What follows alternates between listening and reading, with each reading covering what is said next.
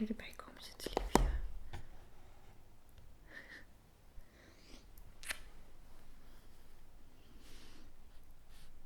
Hello everyone.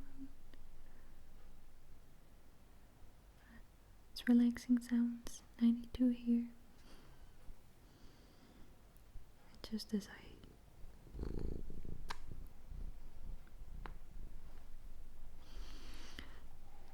I started the camera, Emma joined me.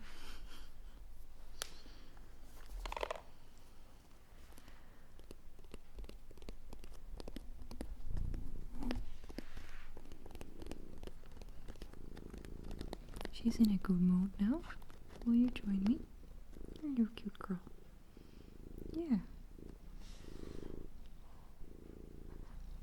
Maybe Emma will be taking care of a nice purry background during this video. No, you're not allowed to play with that. That's the string that, no, you can't play with that. No. Okay. Oh no. Oh no, baby girl. You're cute, but that's not allowed. Oh no.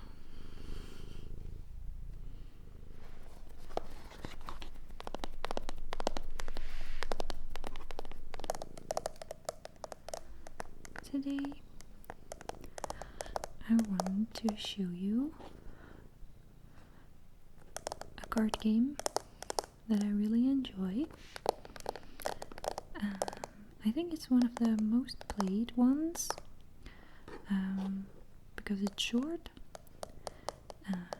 The rules are very simple, but depending on who you're playing with, you can apply the rules in different ways. Like there's quite a bit of strategy to this game, so I think those are the best, where the rules are simple but it does actually have some depth to it.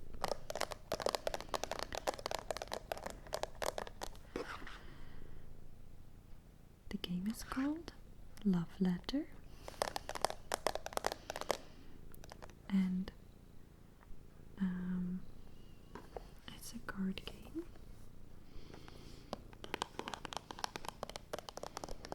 And I actually thought that my books would be English because most of my card games are actually in English, but this one is Dutch.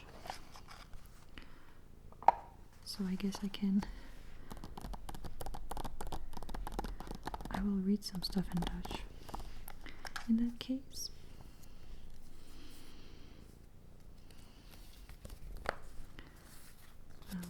I had actually hoped to maybe read some of the rules out loud in English, so I wouldn't have to think too much, because it's already kind of late when I'm filming and I'm tired, and I didn't really feel like thinking too much for this video, but too bad for me. It's called Love Letter, and it's basically a kind of last man standing card game.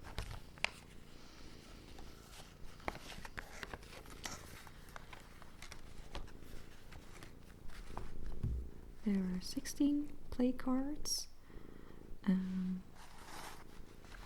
and a couple of overview cards. Oh my goodness, Emma, you're very cute, but that is not allowed. Emma wants to play with the string of the camera.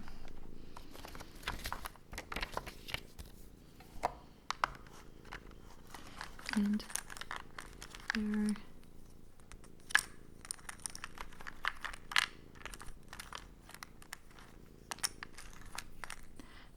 these are used for points. So you play this game in rounds, and every round is exactly it works the same way, and then depending on with how many people you play, Emma, depending on with how many people you play, you're being dangerous, kitty, dangerous kitty.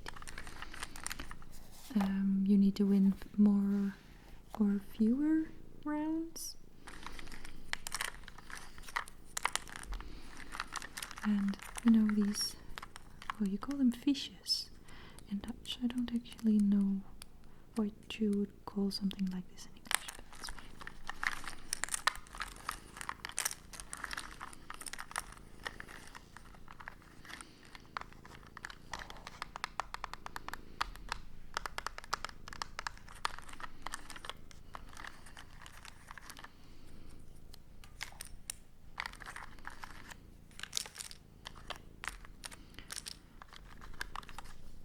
These are the play cards.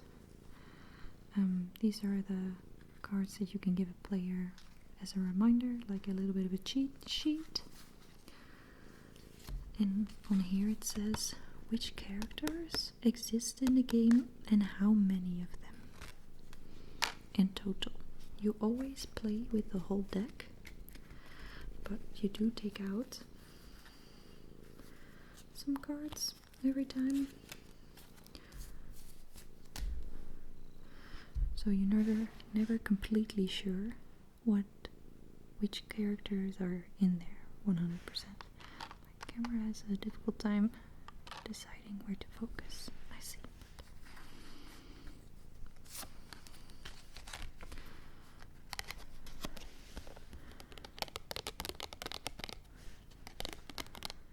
So gameplay is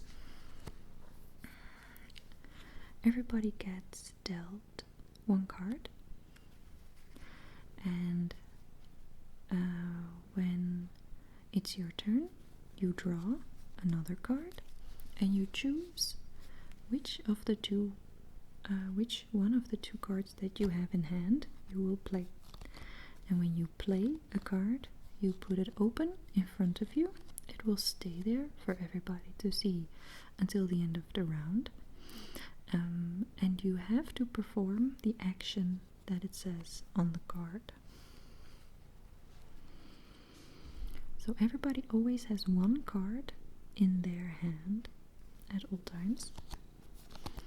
And you play until you're out of cards, or until everyone but one is eliminated or rejected, in the case of like the flavor of this game, because everybody wants to earn the love of the princess.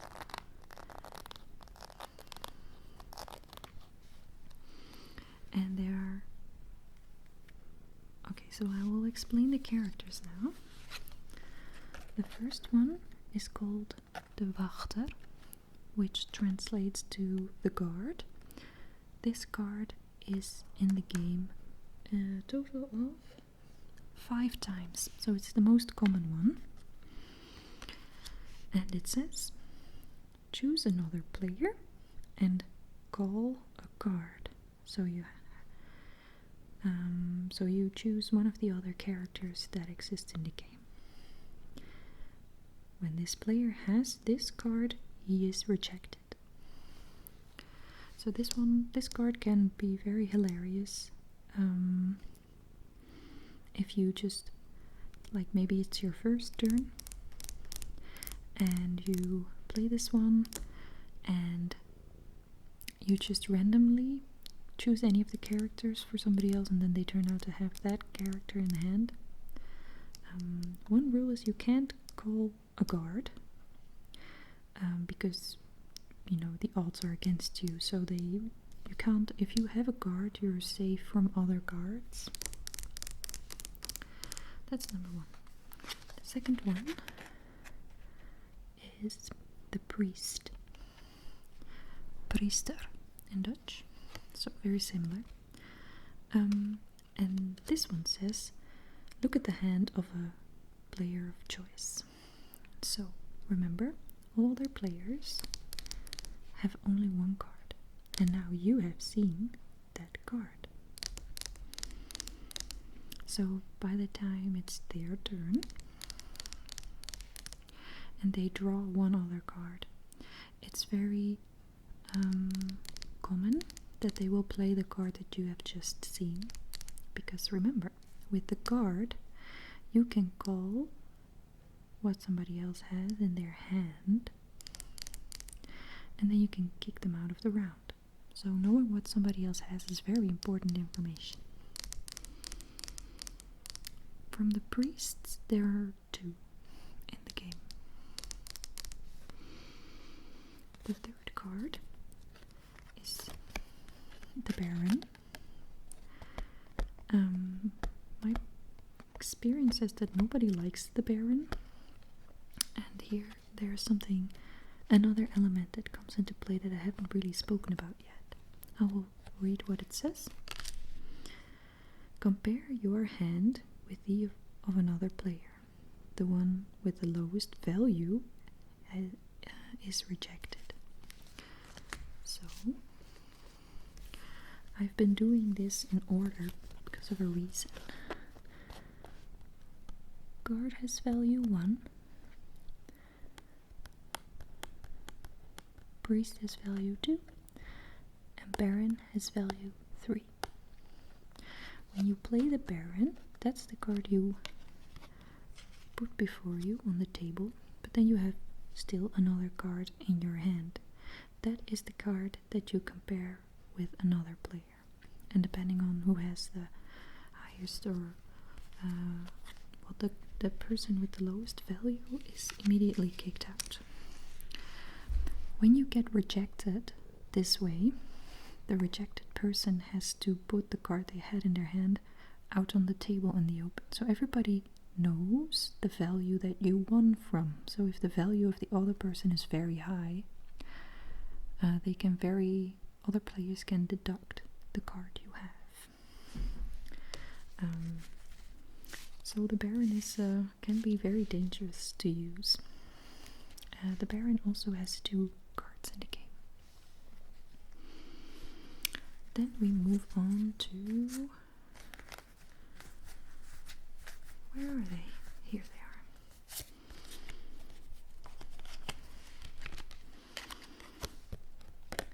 Number 4, Kamermeisje.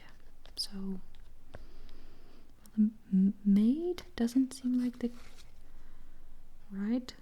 I don't actually know exactly what you would call this. This card makes you immune for a round. So when you play this card, you put it down on the table, and nobody else can do something to you. So guards won't be able to call, and what you are, priests won't be able to look in your hand, and barons won't be able to compare. So this is a nice, safe, I'm sitting out until my next turn. Which, if you're playing with 4 players, is a significant part of turns that you're skipping with any involvement, so that's very useful. And there are 2 of these in the game.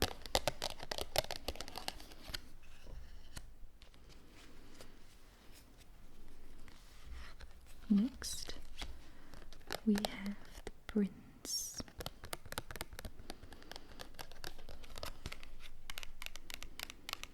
The prince says, choose a player.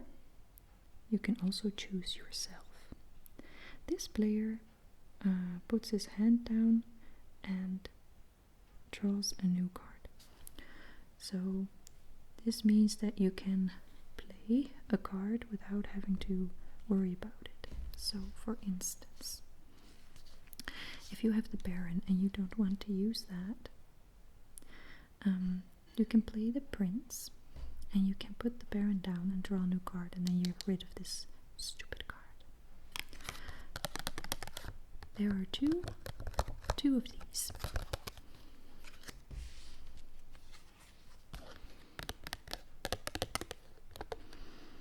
The next card is the King. The King says, trade your hand with another player of choice. So now you both know what the other person has, but the other person will be before you again. So if you give the other person like a card or something, that's very dangerous. I made that mistake once. It was very stupid. I didn't think that through. However, sometimes you are forced to play this. We'll get to that. The King is only in the game once.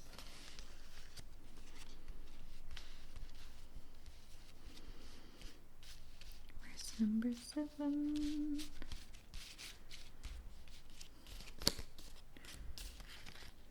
There she is. This is the Duchess, Gravin. If you draw this card and you have the king or the prince in your hand, you have to put the Duchess on the table. So, if you put this on the table, you might reveal what you have. If I get this card in my hand early on in the game, I just put it away because the chances are too big that I'll get forced to play it later.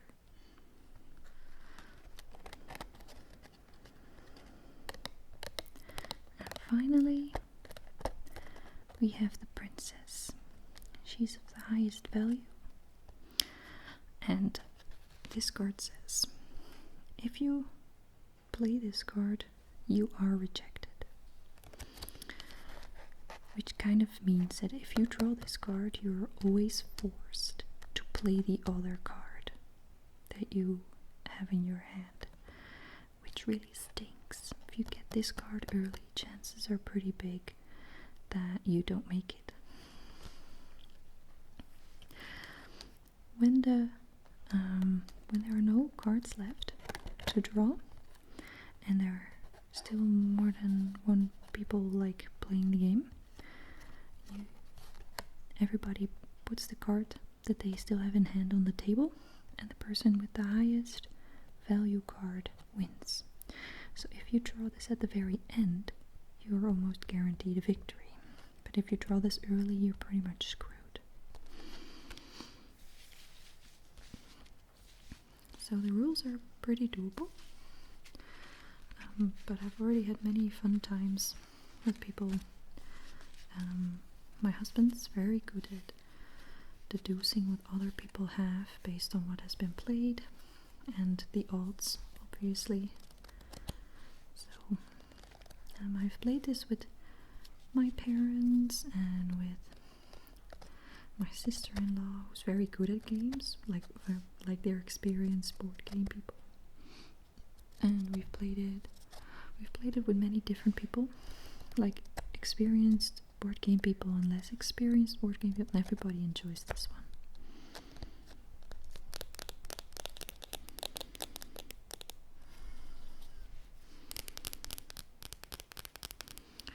So I very much recommend this game if you ever come across it. I think it's a very fun, low entry kind of game.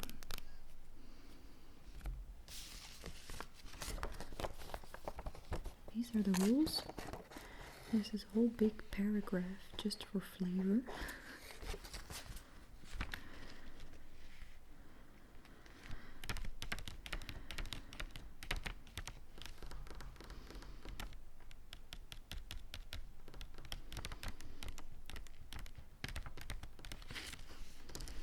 I really don't think that it's not very well written in my opinion, but I can read a little bit of it.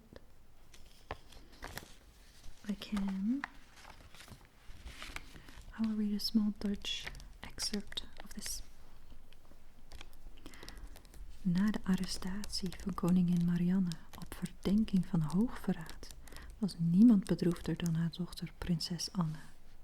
Aanbidders door het hele land probeerden haar het hof te maken, om daarmee haar zorgen te verlichten en wat plezier in haar leven te brengen. Jij bent een van deze aanbidders en je probeert om jouw liefdesbrief bij de prinses te laten bezorgen. Ze heeft zichzelf in het paleis opgesloten, waardoor je afhankelijk bent van tussenpersonen die je liefdesbrief moeten doorgeven. In dit spel heb je steeds 1 geheime kaart in je hand. Deze toont wie op dit moment jouw liefdesbrief voor de prinses bij zich draagt.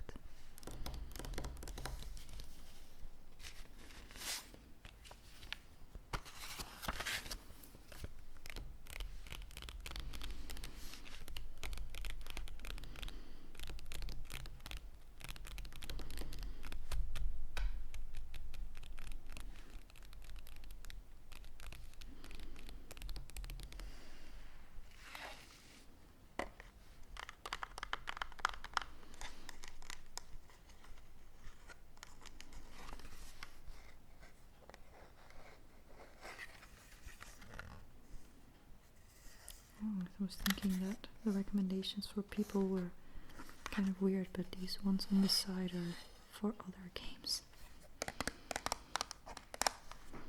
Yeah, so what I really like is that you have this indication on the back here on a scale of 1 to 5 for bluffing, luck, and deduction. And deduction is 5 stars, and luck is 3, because you know it's still a card game and you have to draw cards, so there's always luck involved. But in this household, we really like games that are more dependent on logic than luck.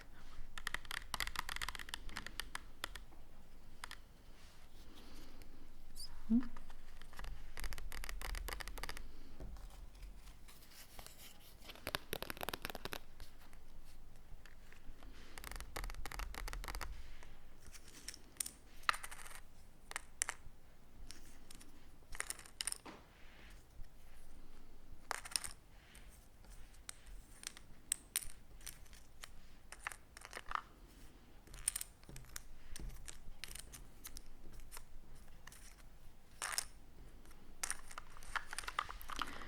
I'm not always the best at explaining games. Like, I may skip steps that seem logical to me but are not obvious for other people, or I do things in an order that doesn't make a lot of sense. But luckily that doesn't really matter today, because I hope that I can help you relax, or maybe even put you to sleep with this, instead of trying to actually make you understand the game that you're about to play. So that kind of takes the pressure off.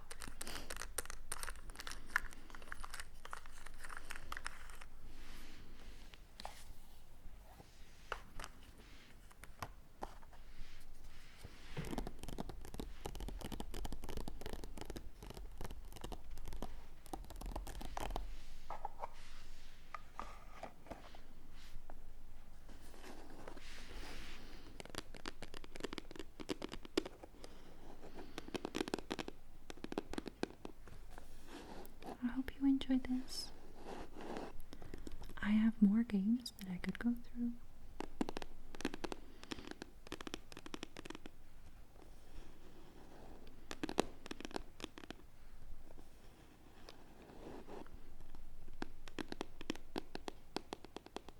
Until next time.